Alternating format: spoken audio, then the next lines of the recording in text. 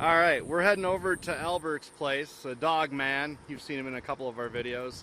And this is his road. I mean, it's passable, but barely. I mean, here, this may not look as big as it is, as big on video as it is in reality.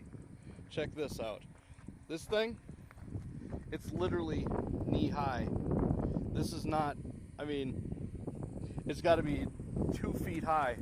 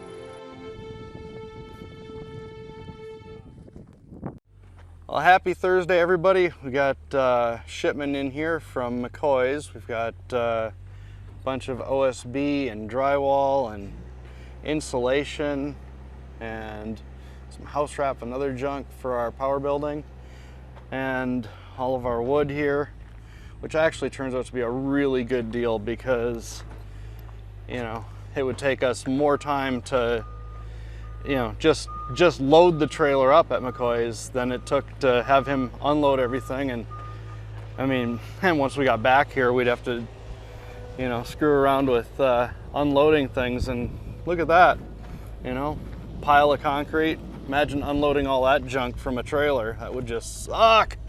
And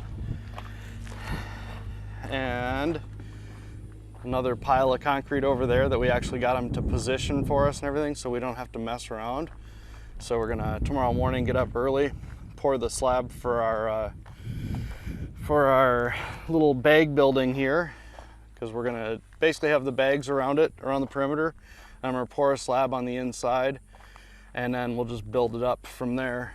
So the bags are actually gonna sit on the ground, not on the slab.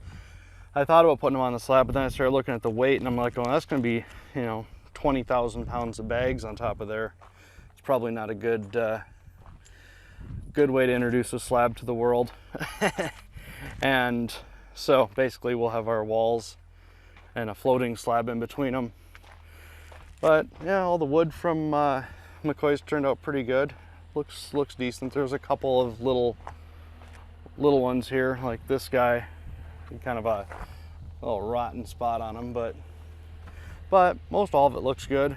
And the only problem we had really was some drywall, but it looks worse than it is. There's actually only 4 sheets that have any damage on them, really. And I think we can, we were going to cut a foot or so off of a couple sheets anyway, and whatever. So we can probably make do with it. But it sure was nice having to just show up, and he's got he's got this big forklift they bring out to unload everything. So yeah, that was really nice. And talking to McCoy's, they said they'd help me out with my forklift battery as well. So when we get that out here for our solar, they'll basically let me have the forklift company deliver it to McCoy's, and then McCoy's will bring it out here and help us get it into the building. So yeah. Anyway, I'm gonna get to work now.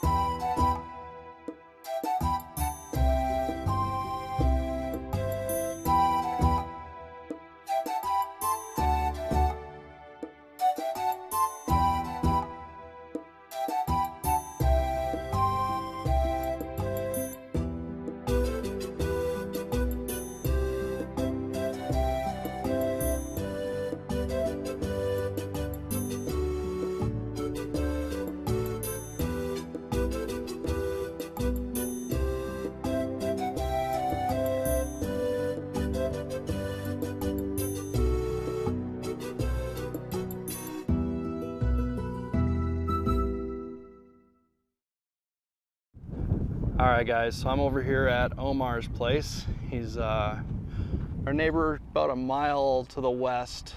Our place is just east of here. The view looks almost the same. It's pretty close. You can see a few hills, like that one right there. I can't see from my place, I don't think. I don't remember it ever. Yeah, so, and he can actually see the tower on 9 Point from here. So if he was a little closer and had the exact same vantage point, then he could actually get cell reception here. But right now I get no bars. And anyway, so I was over here. He got one of these Dirksen buildings from the Green Desert Living people. It's pretty amazing. They have this like remote control forklift thing that tugs the building around, and actually pulled it in all the way from the street. So they pulled it from the street all the way over to here and plopped it in place, and they're able to use it to level it and everything else.